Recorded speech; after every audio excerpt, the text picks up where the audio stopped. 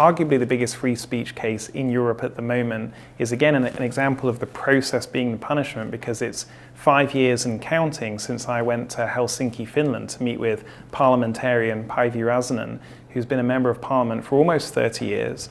She's a former government minister, Minister of the Interior, and she was charged with hate speech for taking a picture of some Bible verses and posting it on social media. It happened when the church that she's a member of, her husband is a minister in that church. They became an official sponsor of a pride parade in Helsinki in 2019.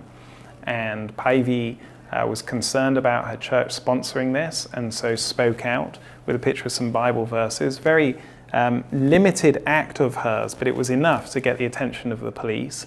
And they then went back through almost 20 years of her speech in public life. They found a booklet that she wrote in 2004 on the Christian view of marriage and human sexuality, and they charged her for that as well.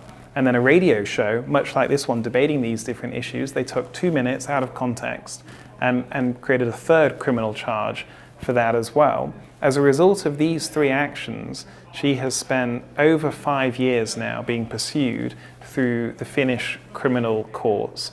She was indicted, prosecuted, she was acquitted at first trial instance, she was then acquitted on appeal, and now the Finnish general prosecutor, the highest prosecutor in the country, has taken that case to the Supreme Court of Finland, where it will be heard later this year. And so in terms of the process becoming the punishment, this is Exhibit A. This is over 5 years of someone's life dragged through criminal courts for simply expressing their deeply held beliefs.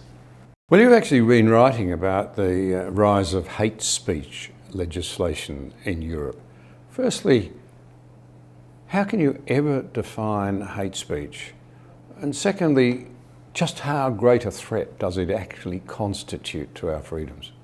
Well, you can't define hate speech, and this is the fundamental problem with hate speech legislation. And so essentially what happened is that instead of taking an objective legal standard which would have protected the right of freedom of expression, which would have been something like incitement to violence, the European nations over the last half century adopted, instead of a free speech standard of incitement to violence or something like that, this idea of incitement to hatred is an undefinable concept. How can you define hate?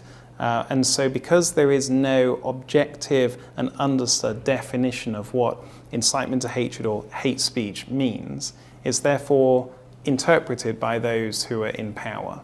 And it gives them huge leeway to say that whatever speech they disagree with, whatever speech goes against the status quo, can be labelled and called hate speech and therefore prosecuted. And in the case of Päivi Räsänen, she's being prosecuted under a hate speech law, and she says, and has said to me, she totally rejects this characterization of what she said. She said it was love speech, it was loving what she said, and she believes that, and yet the prosecutor, those in power, say that it is hate speech. And so this creates a huge threat to freedom of expression everywhere where hate speech legislation is adopted, because ultimately and over time it is used by those in power to censor views that go against the status quo, or to go against the cultural orthodoxies of the day.